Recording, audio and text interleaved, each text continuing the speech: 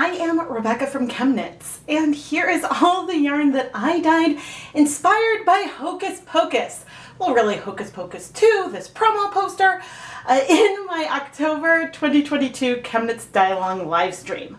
I was so pumped for this movie to come out, and when I wanted to create something for Halloween in October, I wanted to avoid pumpkins and fall leaves because we've done those a lot before. I wanted something witchy, and this new movie that's a sequel to a classic and a childhood favorite felt perfect. Now this is all the yarn that I dyed in the live stream, but there is another colorway that I dyed in a Dye Pot Weekly episode as a follow-up to the live stream, which I'll reference again in a little bit. We started the live stream by swatching a number of different acid dyes I had in my collection. Now, I have swatches of all my purples and pinks and blues already. I could have gone directly to that, but I wanted to play with the colors fresh to really feel which color I wanted to use. Sometimes it just helps to see it in the moment. Now with that skein, I was swatching with no acid.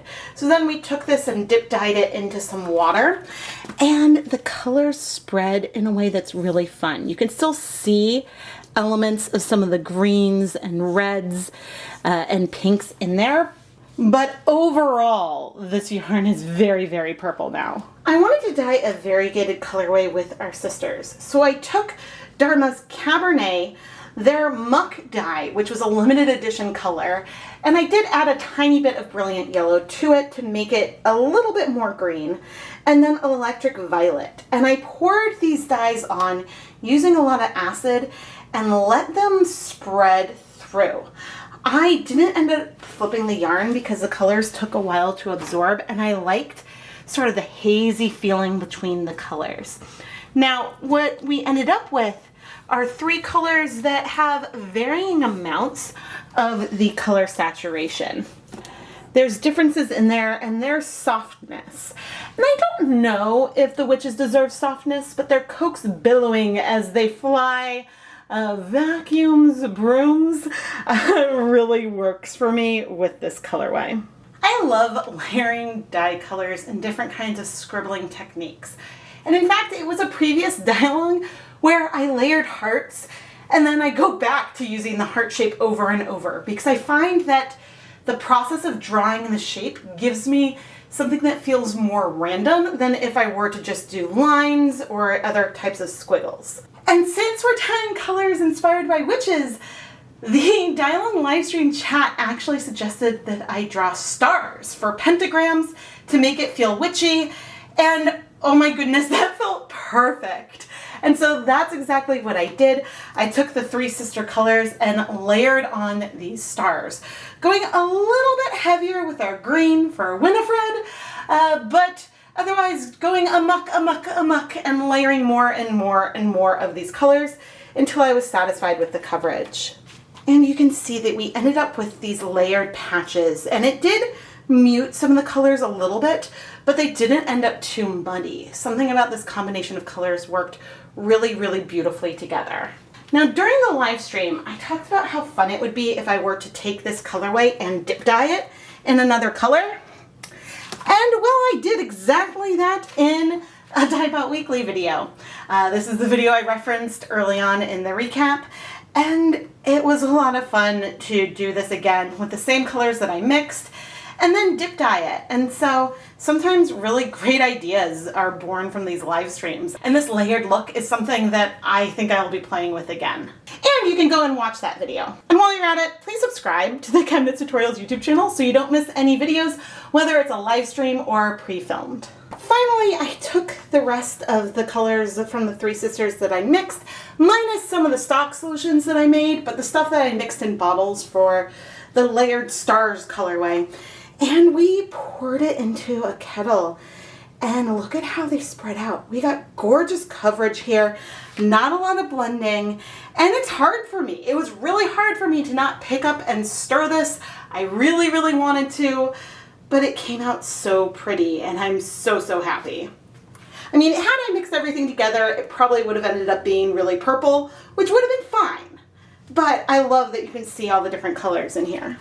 The yarn bases we used in the live stream were all from Nomad. We have Snowdrift, a 75% superwash merino, 25% nylon fingering weight yarn. Marshmallow Decay, which is 100% superwash merino, and then Salcanti, a bulky weight 2-ply yarn that's one of my favorite bases from Nomad, and this is 100% superwash merino. All of the yarn that I used in the dye-along live stream was from Nomad. It's all yarn bases that Nomad generously sent me for free to review, which I did, I think, a few months ago. And so this video and the live stream weren't sponsored in any kind of way. But when I realized that Nomad was using the same movie poster image of the Sanderson sisters for a dyeing challenge on Instagram, I was like, oh, since we're doing the same thing, I may as well use your yarn bases. I don't think I'm going to enter their challenge myself, but I will have a link to their Instagram post about the challenge down in the video description. And this brings me to an important point. One of the goals of these live streams and dye-alongs in general is to show that a bunch of people, when looking at the same inspiration photo, can create things that are very different or extremely similar. And so when you're pulling inspiration from something, especially if it's something in popular culture, you're probably not the only person who's going to do that. And it's not an example of copying, it's an independent idea from multiple people. And so I'm sure that there are a lot of dyers besides Nomad and me who thought to look at Hocus Pocus as inspiration for yarn colorways. And in my opinion, as long as you're drawing inspiration from the movie or movie poster itself versus from someone else's yarn that they dyed, then you're in the clear.